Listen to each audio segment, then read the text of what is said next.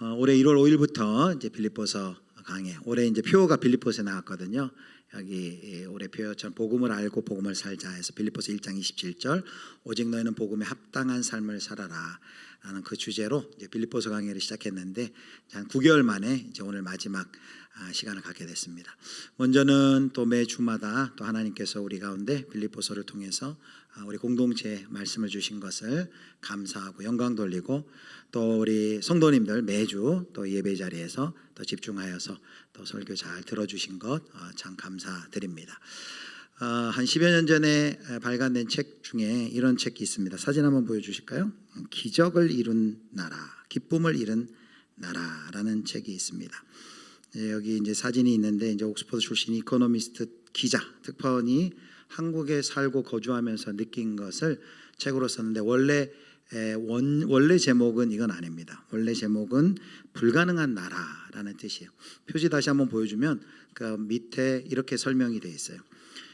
불가능의 기적을 이룬 나라, 아직도 불가능한 희생을 요구하는 나라. 이분이 다니엘 튜더라는 분인데요.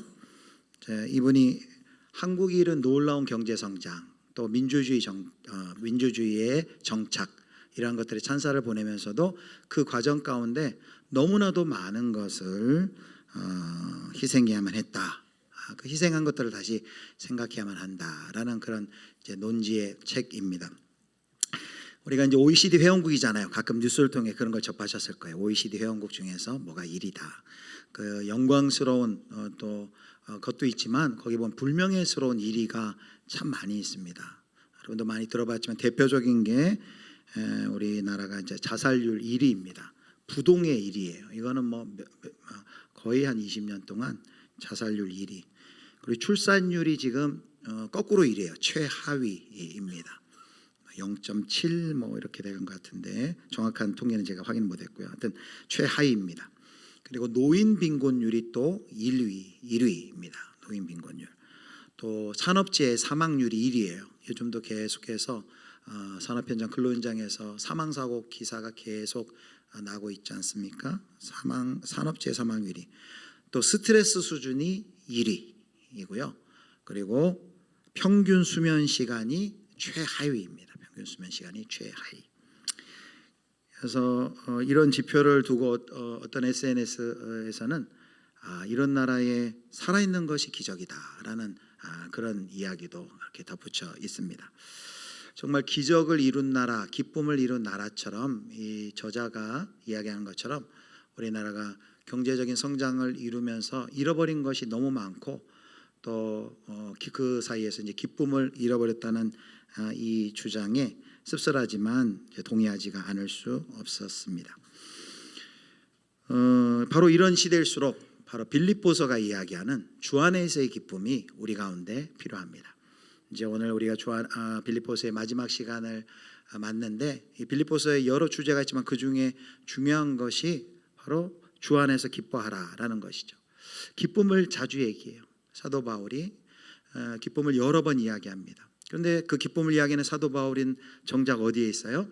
로마 감옥 속에 갇혀 있죠. 그런데 자신은 감옥 속에 있으면서도 주 안에서 기뻐하라라고 빌립보 교회 성도들을 향해서 이야기를 합니다. 도대체 무엇이 사도 바울을 기쁘게 하는 것일까요? 어떻게 우리는 기쁨을 잃어버린 시대 속에서 다시금 기쁨을 회복할 수 있는 삶을 살 수 있는 걸까요? 바로 오늘 우리는 마지막 사도 바울의 이제 문안인사, 안부인사를 통해서 우리가 기쁨을 회복할 수 있는 방법에 대해서 우리가 생각해 보고자 합니다. 자, 우리 21절부터 석절을 걷는데 먼저 21절 바울의 인사는 이러합니다. 자, 21절 같이 읽겠습니다. 그리스도 예수 안에 있는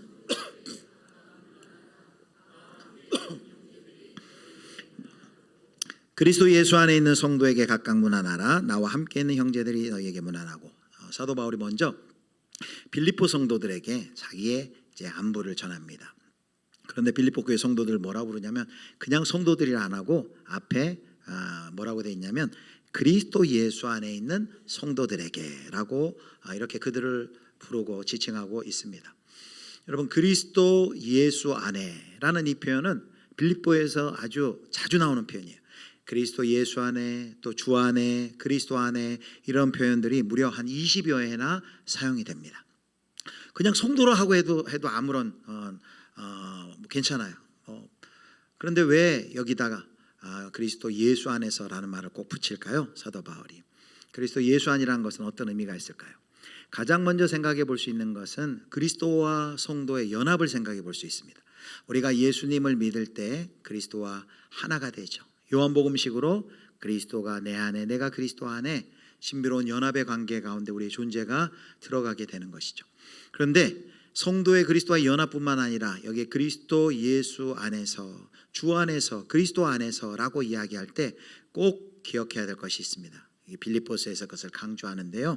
그것은 바로 그리스도 안이 가르치는 것, 특별히 주 안에서 기뻐하라 라고 했는데 주 안, 그리스도 안이라고 하는 것은 바로 그리스도의 관점을 갖는 것을 이야기합니다. 저를 한번 따라해 주세요. 그리스도의 관점을 가져라. 주 안에서 기뻐하라는 것은 단순한 감정의 명령이 아니에요. 바로 주 안에서라는 관점, 시선을 가져라라는 태도와 자세에 관한 명령입니다. 주 안에서의 관점이 뭐예요? 예수 안의 관점, 주 안에서의 관점이란 것은 그리스도의 시선으로, 그 관점으로 상황을 보고 사람을 보는, 또 일을 보는 것을 말하는 것입니다. 그래서 오늘 첫 번째, 우리가 어떻게 이 기쁨을 잃은 이 세상 속에 기쁨을 회복할까? 우리 첫 번째는 이렇게 우리가 정의할 수 있습니다. 같이 읽겠습니다. 1번 페이지 같이 읽겠습니다. 그리스도의 관점으로 삶을 바라보라. 기쁨은 거기서 시작된다 라고 말합니다. 여러분, 주님의 시선으로 상황을 보는 것, 예를 들어 볼게요. 우리 구약에 보면 하나님의 시선으로 상황을 바라본 사람들이 나옵니다. 많이 있을 수 있는데요, 그 중에 대표적으로 모세의 부모님을 살펴볼 수 있어요. 자, 출애굽기 2장 1절과 2절에 모세 출생 기사가 이렇게 나옵니다. 제가 읽겠습니다. 레위 가족 중 한 사람이 가서 레위 여자에게 장가들어 그 여자가 임신하여 아들을 낳으니 그가 잘생긴 것을 보고 석 달 동안 그를 숨겼으나. 자, 그런데 여기 보니까 2절에 모세가 태어났는데 그가 어땠대요? 잘생겼대요. 모세가 아주 코도 오똑하고, 그리고 아주 앵두 같은 입술에 막 원빈 어린아이 시절 때 모습과 같았던 모양이에요. 그런데 여기 이게 그냥 단순히 외모에 관한 문제가 아니란 걸 사도행전 7장 20절에 보면은 스데반 목사님이 설교할 때 이걸 이렇게 풀어서 이야기합니다. 자, 20절 같이 읽겠습니다. 그때에 모세가 낳는데 하나님 보시기에 아름다운지라 그의 아버지 집에서 석 달 동안 길리더니. 자, 모세가 낳는데 여기는 어떻게 돼 있어요? 하나님 보시기에 아름다운지라. 단순히 그냥 외모의 문제가 아니라 그 모세가 하나님 보시기에 아름다운지라. 하나님이 보실 때 하나님의 관점은 아름다운지라. 하나님의 계획 가운데 태어난 아이죠. 여기 출애굽기 2장 1절 2절 앞에 출애굽기 마지막 1장 마지막에 어떤 명령이 있냐면, 바로가 이스라엘의 모든 남자들 태어나면은 다 아기들은, 남자 사내 아이들은 다 나일강에 빠져 죽여라. 그리고 여자아이들만 살려라라는 죽음의 명령이 내려져요. 그 당시 애굽의 세계관, 애굽의 관점, 바로의 관점에서 볼 때 갓 태어난 이제 사내 아이 모세는 어떤 아이예요? 이제 죽을 목숨이에요. 이제 얘는 끝장났어요. 그런데 그들의 부모, 모세의 부모는 그렇게 보지 않은 것이 하나님 보시기에 아름다운지라.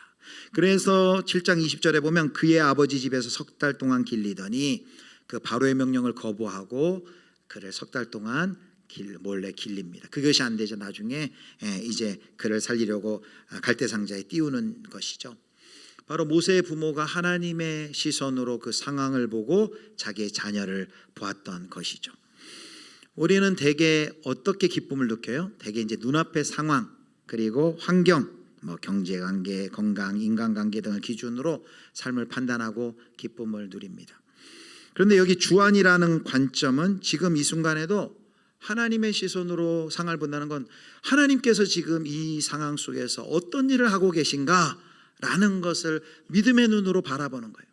하나님께서 나의 삶 속에서 지난 시간 동안 어떻게 일해왔는지를 기억하고, 지금 하나님이 나와 함께 하시면서 어떠한 일을 지금 행하고 계시고, 그리고 앞으로도 하나님께서 행하실 일들을 주목하며 기뻐하는 것이죠. 그래서 지금 내가 비록 고난 가운데 있다 할지라도 그 고난의 한복판 가운데서도 주님의 관점으로, 주님의 시선으로 볼 때 그 안에 하나님이 계시고 임하시고 계시다는 것을 깨닫고, 그래서 기뻐할 수 있다는 거죠.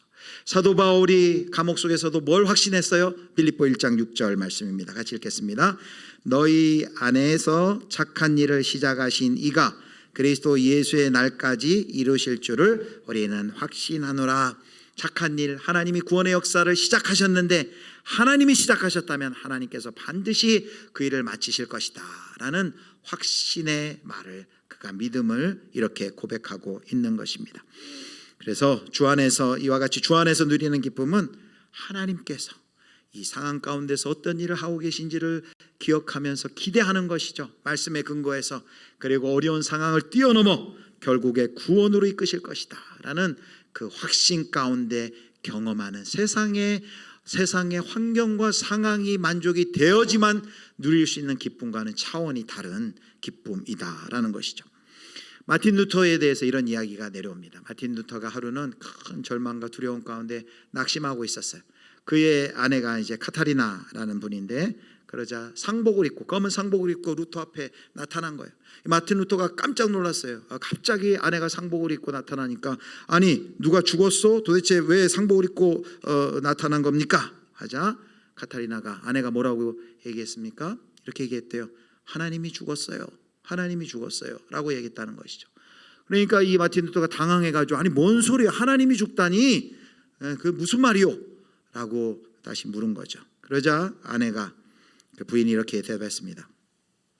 맞아요, 하나님이 죽지 않으셨어요. 그런데 왜 당신은 마치 하나님이 죽은 것처럼, 하나님이 돌아가신 것처럼 그렇게 절망하고 있죠? 라고 말한 것이죠. 이 마틴 루터가 무슨 말인지 알았어요. 그래서 깨닫고 정신이 번쩍 들어서 이제 그 낙심에서 일어나 다시 믿음의 길을 이제 걸어가게 되었습니다. 여러분, 우리는 이 마틴 루터처럼 종종 상황에 눌려서 우리가 하나님을 잘 기억하고 있다가 상황에 짓눌리면 하나님을 잊어버려요. 그리고 절망해요. 그런데 우리가 기억해야 될 것이 뭐예요? 우리가 지난주도 삼각형에 있지만, 우리가 헌금을 보내는 사람, 헌금을 받는 사람뿐만 아니라 하나님이 계셔서 받으시고 보내신다 했는데, 모든 상황 속에 우리가 하나님 안에 있고 하나님의 주권 안에 있고 하나님이 나의 삶을 인도하고 계시다는 것을 우리가 이 고난과 어려움 가운데 종종 잊어요. 여러분, 그래서 신방할 때 가서 신방하는 이유가 뭐예요? 하나님을 기억시켜 주는 거예요. 어려움과 시험과 고난이 있을 때, 지금 비록 어렵지만, 고난 중에 있지만 하나님이 여전히 집사님, 하나님이 권사님 사랑하고 계시고, 이 모든 일어나는 상황이 하나님의 주권 아래에 있으며 하나님이 이를 통해서 그의 선하심을 나타낼 것입니다 라는 걸 기억하고 그 하나님을 찬양하고 하나님께 예배하는 것이죠. 사랑하는 성도 여러분, 우리도 주 안에서의 관점, 주님의 시선으로, 주님의 시각으로 또 하나님이 계시다는 걸 기억하며 모든 상황과 또 사람과 사건을 바라볼 수 있기를 주님의 이름으로 축원합니다. 그때 새로운 기쁨이 시작된다는 거예요. 사도 바울이 경험한 새로운 기쁨이 시작된다는 것입니다. 자, 우리가 첫 번째 대지를 지금 살펴보고 있는데요. 주 안에서가 뭐냐? 주 안에서는 주 안의 관점, 우리의 시선을 바꾸는 것이다. 그리스도의 관점으로 바꾸는 것이다. 근데 주 안에서 하나 더 기억한 것은 비슷하지만 또 이것입니다. 주님의 마음을 품는 거예요. 자, 빌립보 2장 5절에 이렇게 말합니다. 빌립보 2장 5절 같이 읽겠습니다. 너희 안에 이 마음을 품으라. 누구의 마음을 품으래요? 그리스도 예수의 마음을 품으라. 바로 그리스도 예수의 마음. 어떤 그리스도 예수의 마음이 막 친절하고 인사 잘하고 이게 아니에요. 단순히 그 정도가 아니라 빌립보 2장에 보면 그리스도 예수의 마음은 어떤 마음이에요? 이제 6절, 5절 지나 6절부터 설명하죠. 그는 근본 하나님의 본체시나 하나님과 동등됨을 취할 것으로 여기지 아니하시고 하나님이신 그분이 이 땅에 낳고 전한 이 땅에 성육신 아니요 오셨고 십자가에 달리시까지 복종하셨다, 순종하셨다라고 이야기를 합니다. 자기의 권리를 포기하시고 지위와 특권 모두 다 포기하시고 우리를 위해 하나님의 명령에 순종하고 십자가를 지시는 순종을 한 것이죠. 그런데 사도 바울은 뭐라고 얘기하냐면, 이 그리스도의 마음이 없이는 우리가 복음에 합당한 삶을 살 수 없다. 그리스도의 마음이 있어야지만 우리는 고난 가운데서도 고난을 꿰뚫는 기쁨을 경험할 수 있다라고 얘기해요. 그런데 가만히 생각해 보면 잘 이해가 안 돼요. 이 사도 바울이 얘기한 그리스도의 마음은 결국은 낮아지고 죽기까지 복종하신 그 예수님의 마음을 품는 건데, 바로 그런 십자가의 길을 걷는 마음, 그 태도와 순종과 자세와 기쁨이 연결이 어떻게 되지? 라고 여러분 생각이 들지 않습니까? 어떻게 그 고난이란 역경 속에서도 그리스도의 마음이 있어야만 그 역경을 꿰뚫고 이겨낼 수 있을까? 자기를 낮추고 죽기까지 복종하는 그 마음은 알겠는데 그것과 기쁨이 어떻게 연결될까? 여러분, 그런 질문이 들지 않으십니까? 사도 바울은 이렇게 얘기하는 것입니다. 여러분, 가만히 생각해 보세요. 우리가 기쁨을 잃을 때가 언제예요? 기쁨을 잃을 때가 대개 자기 자신 중심일 때 기쁨을 잃게 됩니다. 즉, 자기 중심의 삶에서 자기 중심의 자기 원대로 소원대로 기대대로 되지 않을 때, 그때 기쁨이 아니라 미움, 불평, 불만이 생겨나는 것이죠. 어떻게 나를 이렇게 대우할 수 있어? 어떻게 나를 이렇게 대접할 수 있어? 내 중심의 삶을 살아갈 때 모든 상황이, 환경이 내 중심으로 돌아가지 않으면 우리의 기쁨은 생겨나지 않고 기쁨이 물거품이 됩니다. 그런데 여러분, 그리스도의 마음을 품는다는 건 결국 뭐예요? 삶이 내 중심이라는 얘기가 아니죠. 그리스도가 내 마음의 주인 되시고, 그리고 그 그리스도의 가신 길을 따라가겠다는 거예요. 나는 죽고 예수 그리스도로 살겠다는 거예요. 여러분, 내 안에 그리스도가 내 안에 중심이 될 때, 내가 비워질 때 어떻게 됩니까? 비록 예수가 중심이 되면 이런 일이 일어나죠. 상황이 더 이상 기쁨을 주관하지 못해요. 상황에 따라 내가 기쁘고 안 기쁘고 이런 일에서 벗어날 수 있게 되는 거죠. 사도 바울이 왜 감옥에서도 기뻐할 수 있었나요? 바로 이것이죠. 나는 죽고 예수를 알고, 바로 예수 그리스도가 자기의 중심이기 때문에 사도 바울 자신이 중심이 아니라 예수 그리스도가 중심일 때 그 기쁨을 경험할 수 있게 되는 것이죠. 또 하나, 사도 바울은 그리스도의 마음을 품을 때 어떠한 일이 일어나는 줄 압니다. 예수 그리스도를 통해서 바로 그것을 확실히 보았습니다. 예수 그리스도 그렇게 낮아지시고 죽기까지 십자가에 순종하셨을 때 그 십자가에 죽으신 예수님을 우리 하나님께서 어떻게 하셨나요? 그냥 내버려 두지 않으셨죠. 부활의 영광으로 하나님이 이끄셨습니다. 사도 바울은 그것을 바라보는 거예요. 우리 주 예수 그리스도처럼 내가 그리스도의 마음을 품고 그 그리스도를 따라 온전히 순종해 나갈 때, 그리스도의 길, 십자가의 길을 걸을 때 이 길 끝에 뭐가 있다는 걸 확신하는 거예요? 부활의 영광이 있다는 걸 확실해요. 그래서 빌립보 3장 이렇게 얘기합니다. 3장 10절 11절 말씀 우리 같이 읽겠습니다. 내가 그리스도와 그 부활의 권능과 그 고난에 참여함을 알고자 하여 그의 죽으심을 본받아 어떻게 해서든지 죽은 자 가운데에서 부활에 이르려 하나니.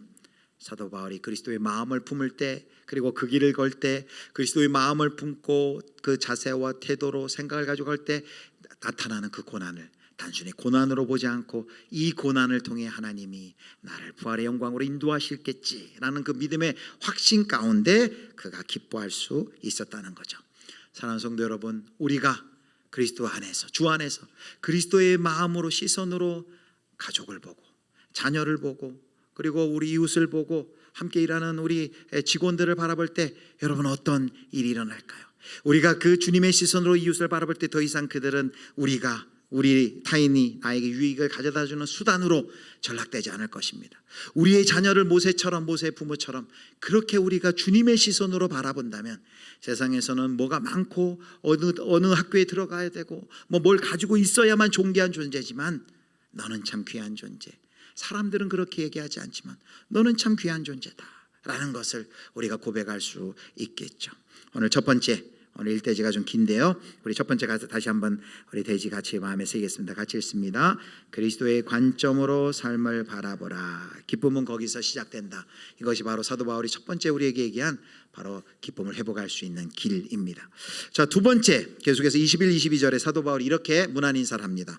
자, 21절 제가 읽겠습니다. 그리스도 예수 안에 있는 성도에게 각각 문안하라. 나와 함께 있는 형제들이 너희에게 문안하고. 자, 22절 같이 읽습니다. 모든 성도들이 너희에게 문안하되 특히 가이사의 집 사람들 중 몇이니라. 자, 서신을 마무리하며 첫 번째, 그리스도 예수 안에 있는 성도들에게 사도 바울이 먼저 문안해요. 그 다음에 문안을 안부 인사를 전하는데 세 부류의 사람들이 나옵니다. 첫 번째가 21절에 나와 함께 있는 형제들이에요. 나와 함께 있는 형제들이 누굴까요? 학자들은 사도 바울과 함께 있는 뭐 디모데, 에바브로디도, 또 누가 이런 사람들이 포함되었을 것이다라고 생각을 해요. 또 그 다음에 두 번째 부류는 로마에 있는 모든 성도들이라고 말합니다. 로마에 있는 모든 성도들, 바로 로마 교회 교인들이죠. 로마 교회 교인들이 여러분에게 문안합니다 라고 로마 교회와 빌립보 교회를 이렇게 연결시켜주고 있어요.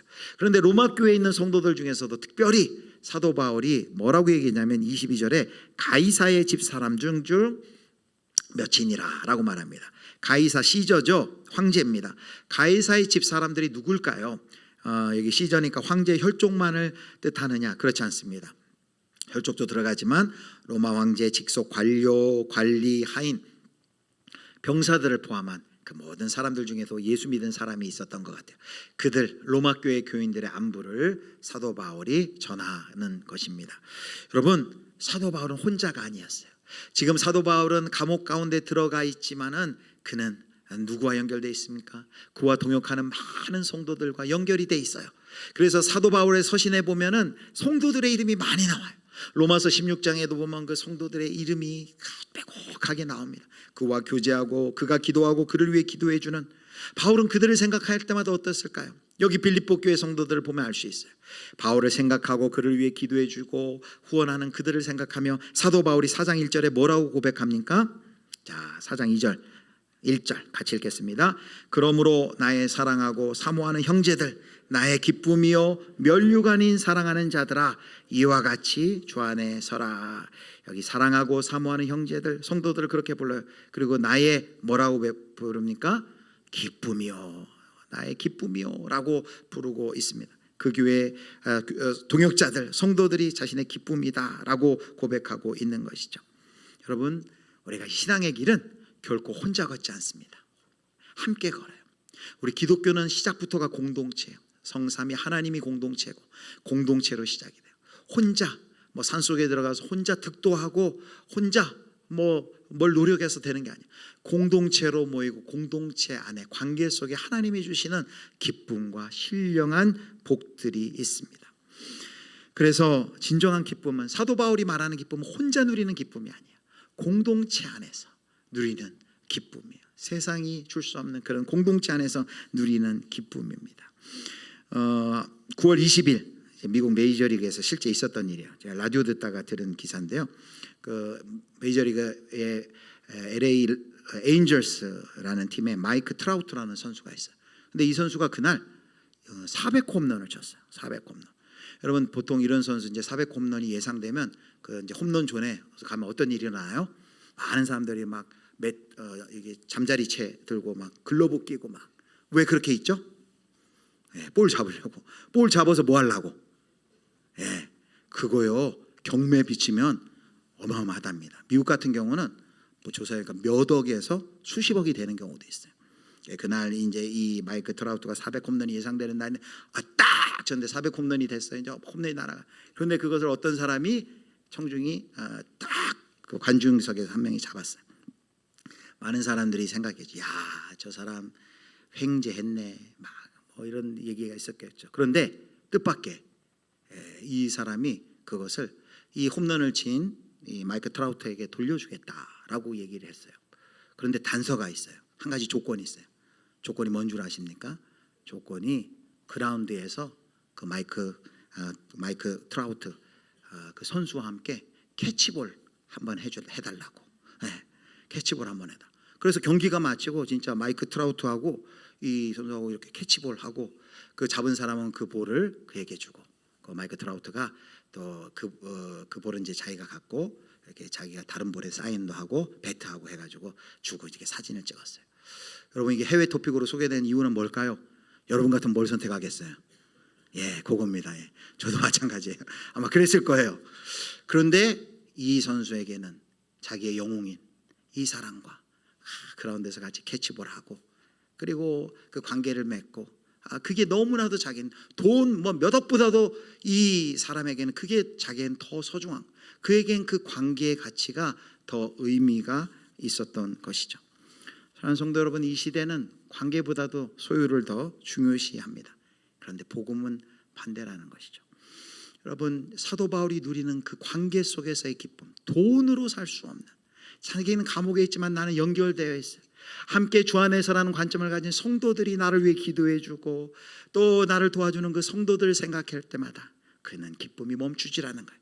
나의 기쁨이요, 나의 면류관인 이 성도들이 나에게 있습니다 라고 그가 고백하고 있는 것이죠. 여러분, 우리 성도님은 이런 우리 공동체 안에서 이런 관계의 축복을 누리고 계십니까? 우리 이 하나님이 주신 관계의 복이에요. 상황과 환경이 어렵지만 고난 가운데서도 기쁨을 유지할 수 있는 그 길이 뭐예요? 바로 이 공동체 안에서 연결되어서 바로 주 안에서 관계를 맺을 때 우리가 기쁨을 경험할 수 있다라는 것입니다. 여러분은 어떤 홈런볼을 내려놓아야 하겠습니까? 그리고 어떤 관계를 다시 시작해야 할까요? 특별히 이제 우리가 내년에 60주년을 앞두고 우리 2014년 이후에 이제 처음으로 한 12년 만에 이제 목장 개편을 준비하고 있어요. 한 해 동안 준비하고 어제는 또 목자들과 세미나를 했는데 이게 참 쉽지 않은 것 같아요. 세미나를 어제 해보니까 이게 기도 많이 하고 준비도 참 많이 해야 되겠다 그런 생각이 들어요. 근데 분명한 것은 우리가 많은 분들이 목장 소그룹 공동체에 연결이 될 때 그 안에서 사도 바울이 누리는 이 기쁨과 같은 그 하나님이 주시는 공동체 안에 주시는 하나님의 기쁨을 누릴 줄 믿습니다. 자, 오늘 두 번째 기쁨을 잃어버린 시대 우리가 어떻게 기쁨을 회복할 수 있을까? 두 번째 대지 같이 있습니다. 그리스도 안에서 관계를 맺으라. 기쁨은 공동체 안에서 자란다. 이걸 기억하시길 바랍니다. 마지막입니다. 우리 기쁨을 잃어버린 세상 속에서 마지막 우리가 기쁨을 누릴 수 있는 세 번째 길. 자, 세 번째는 먼저 읽고 시작하겠습니다. 우리 세 번째 이것입니다. 같이 읽습니다. 그리스도의 은혜 안에 머물라. 그리스도의 은혜 안에 머물라. 기쁨은 은혜 안에서 자란다. 자, 23절 마지막 보겠습니다. 23절 서신의 가장 마지막 인사는 이렇게 끝납니다. 같이 읽습니다. 주 예수 그리스도의 은혜가 너희 심령에 있을지어다. 주 예수 그리스도의 은혜가 너희 심령에 있을지어다. 이 빌립보서는 은혜로 시작해서 은혜로 끝나요. 먼저 시작할 때 어떻게 시작합니까? 1장 2절 보니까 하나님 우리 아버지와 주 예수 그리스도의 은혜와 평강이 너희에게 있을지어다 라면서 은혜와 평강, 은혜로 시작을 해요. 근데 마지막 끝날 때도 인사가 은혜예요. 주 예수 그리스도의 은혜가 너희 심령에 있을지어다. 은혜가 충만하기를 성도들을 향해 빌고 기도합니다. 여러분, 사도 바울이 왜 이렇게 은혜를 빌어주는 걸까요? 사도 바울이 이 은혜를 경험했거든요. 사도 바울이 어떤 자였어요? 사도 바울이 예수 믿는 사람들 다 잡아다가 죽이던 사람이었어요. 예수 믿고 나니 자신을 보니까 사도 바울이 그래서 이렇게 고백을 하는데 점점 더 자기 자신을 알아가면 알아갈수록 흉악한 자로 고백합니다. 뭐라고 고백합니까? 자, 에베소 3장 8절에는 성도 중에 지극히 작은 자보다 더 작은 자다. 처음에는 온 성도들 중에 나는 작은 자다. 그런데 조금 있다가 고린도전서 15장에는 사도 중에 지극히 작은 자다라고 고백해요. 근데 마지막에 이제 죽을 시기가 다가오면서 마지막 서신을 쓰는 서신인 디모데 후서 1장 15절 고백엔 이렇게 고백합니다. 내가 죄인 중에 뭐라고요? 괴순이라 라고 고백해요. 내가 나를 보니까 나는 죄인 중에 괴수라는 거예요. 예수 믿는 사람들 다 잡아다가 죽이고, 스데반이 대표적인 경우죠. 그렇게 예수님을 핍박하던 사람이었는데 하나님께서 나를, 이 자격 없는 나를 불쌍히 여기시고 나에게 먼저 찾아오셔서 나의 죄를 용서하시고 나를 하나님의 사도로, 자격 없는 나를 충성되게 하셔서 하나님의 사도로 나를 택하시고 능력을 주시고 이 놀라운 영광스러운 이 사명을 감당하게 하시다니 라면서 그는 늘 그의 은혜 안에 잠겨 있었던 것이죠. 은혜 아니면 자기가 거기 서 있을 수 없음을, 은혜 아니면 그가 사명을 감당할 수 없음을 고백하는 것이죠. 사도 바울은 그것을 알았어요. 은혜 없이 난 살 수 없다. 그래서 그 은혜를 경험할 때 그는 그 은혜로부터 오는 기쁨이 그 안에 샘이 솟았습니다. 은혜는요 또한 복음을 전진시키다는 걸 깨달았어요. 아까 22절 인사 중에 우리가 뭘 봤습니까? 가이사의 사람들 중 몇이니라.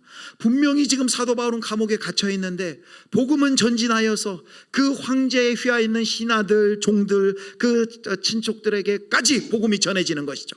그래서 이 가이사의 사람들 몇이니라는 바로 빌립보서 1장 12절 13절의 증명이다라고 말합니다. 12절 13절 뭐라고 얘기합니까?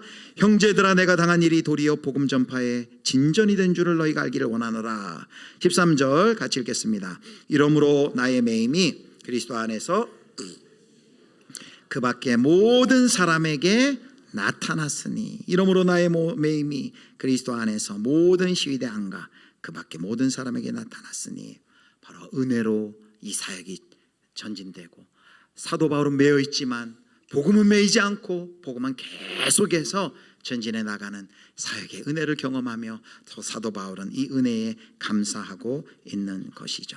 사랑하는 성도 여러분, 바로 이것입니다. 세 번째, 바로 우리가 그리스도 예수 은혜를 기억하고 은혜 안에 머물 때 바로 그 은혜가 우리에게 기쁨을 줘요. 주일에 이제 이렇게 삼부 예배 마치고 이렇게 식사한 다음에 이렇게 로데몰에 이렇게 지나가면 다들 이렇게 표정이 밝으세요. 밝고 또 목장 모이고 환하게 또 웃으시고 이렇게 대화 나누고 담소 나누는 것을 봅니다. 막 거기 막 찡그리고 막 울고 있고, 물론 은혜로 울고 있는 분이 계시겠지만 그런 분이 없어요. 왜 이렇게 다들 기뻐할까 생각해봤어요. 여러분, 왜 성도 여러분들이 이렇게 기뻐할까? 복권 당첨돼서요? 내일이 개타는 날이라서요? 은혜를 받아서 그런 거다 생각이 들어요. 우리 성도들이 은혜를 받으면 표정이 밝아져요.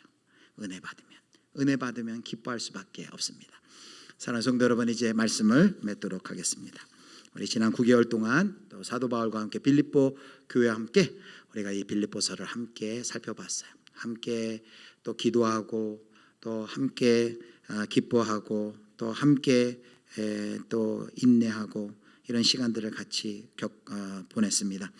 이 시간들을 통해서 빌립보서의 말씀이 여러분의 삶에 또 어떤 영적인 흔적을 남겼습니까? 오늘 마지막 빌립보서의 마지막 시간에 다시 한번 빌립보서의 주제인 주 안에서 기뻐하라라는 주제를 살펴봤어요. 기쁨을 잃어버린 이 세상 속에서 어떻게 우리가 기쁨을 회복할 수 있을까? 세 가지라고 했습니다. 우리 같이 한번 보겠습니다. 첫 번째 같이 읽습니다.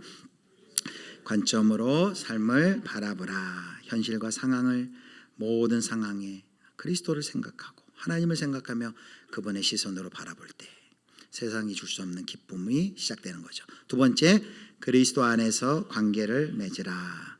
우리는 홀로 믿지 않습니다. 공동체, 이 관점을 가진 공동체를 하나님 허락해 주셔서 연결이 되어 있고 그분들 안에서 우리가 기쁨을 누릴 수 있습니다. 세 번째, 그리스도의 은혜 안에 머물라. 나의 능력이 아니라 우리가 그리스도 안에 있음을 깨닫고 그 은혜에 의지하여야만 우리가 살 수 있음을 고백할 때 그 은혜 때문에 내가 기뻐할 수 있는 것이죠. 바로 이 기쁨은 이 세 가지 안에서 다시 피어나게 됩니다. 세상이 주는 기쁨은 조건을 타지만 우리 주님이 주시는 그리스도 안에서의 기쁨은 상황을 이깁니다. 그러므로 우리 예수 비전의 모든 성도님들 빌립보서를 마치면서 다시 한번 우리 기쁨을 잃어버리는 이 시대지만 상황이지만 이 속에서 주 안에서 기뻐하는 이 놀라운 주의 은혜가 우리 모든 예수 비전의 성도님들 가운데 회복이 되시기를 주님의 이름으로 축원합니다.